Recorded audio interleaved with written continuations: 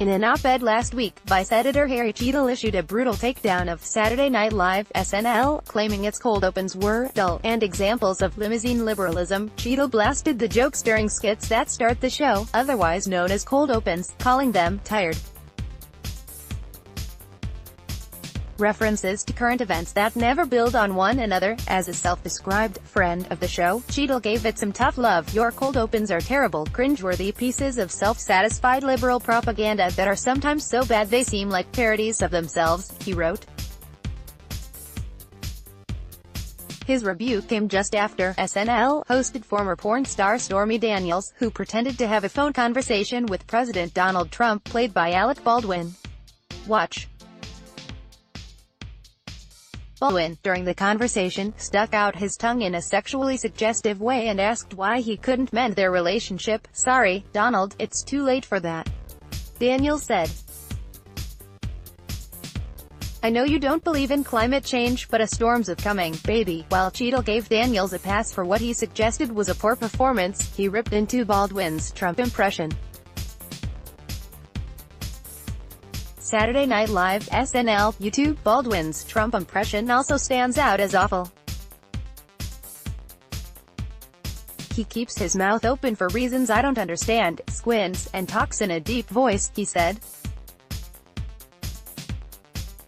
He also agreed with Trump's criticism of Baldwin's performance, saying, "It doesn't work." Alec Baldwin, whose dying mediocre career was saved by his terrible impersonation of me on SNL, Trump tweeted in March. Alec Baldwin, whose dying mediocre career was saved by his terrible impersonation of me on SNL, now says playing me was agony.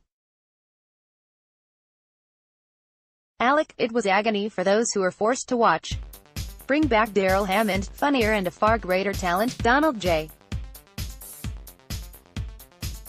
Trump, at Real Donald Trump. March 2, 2018. Cheadle said that although it was predictable that SNL would go after Trump, the show gave Hillary Clinton a worshipful send-off, and took on political views indistinguishable from the Democratic Party's. Cheadle continued, calling SNL's vitriol unintelligent. "Not that there's anything wrong with vitriol, but this isn't even intelligent vitriol."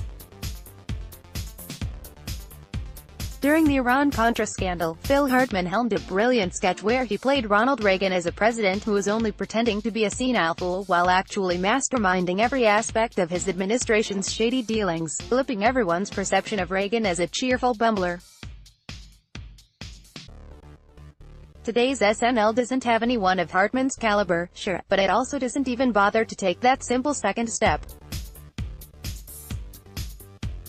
Everyone thinks that Trump is a narcissistic moron, so the joke is, Trump is actually a narcissistic moron. Hilarious. In his conclusion, Cheadle described the cold open on SNL as a toxic example of limousine liberalism, millionaires putting on a self-congratulatory show with jokes cribbed from the New York Times editorial page. He added, "Come to think of it, it's exactly the kind of unself-aware institution that a really good comedy show could grind down to size," he said.